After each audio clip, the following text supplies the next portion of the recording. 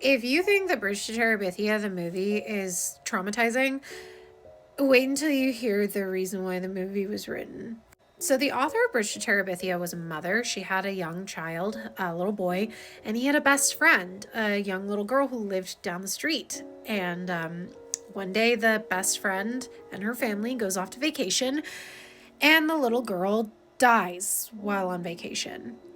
And the author of Bridge to Terabithia did not know how to explain to her son that his best friend was dead and was never coming back. So the novel Bridge to Terabithia came from that feeling. It came from that place. And despite a lot of people saying that the first half of the movie is kind of a little like lackluster because it doesn't go into the big world enough, the Terabithia, I think that the way that they handle grief and the grieving process in that movie is one of the best I've ever seen from kids' movies. There's a reason that movie traumatized all of us because they did it so well. But for me personally, the scene that sticks out the most in Bridge to Terabithia is not even the moment where, they tell him that Leslie is dead. It's not the moment where he fights back with the bullies. I'm gonna cry just talking about it.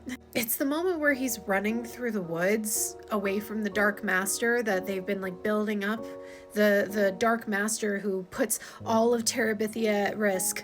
And he's just running through the woods away from it because he's scared. And when this Dark Master, this villain, finally catches up with him, it's his dad. And his dad has been like mean to him this entire time, like really emotionally distant and kind of abusive. His dad is like toxic masculinity personified. He's played by a fucking Terminator. And so you expect this big scary guy to be like all, be a man, shove your feelings down. But instead he just lets him cry and tells him that it's gonna be okay. And for the first time he actually like comforts his son. I'm like literally crying just telling this. That scene has always been the most powerful to me about Bridge to Terabithia, because Bridge to Terabithia was never about the relationship between Jesse and Leslie. It was always about the relationship between Jesse and his dad, and how they don't know how to relate to each other or communicate and talk. His dad doesn't know how to say I love you.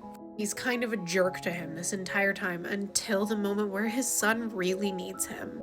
And that's when you can see that the dad was never actually like a bad guy. He just didn't know how to be what his son needed. When his son needed him the most, he was there.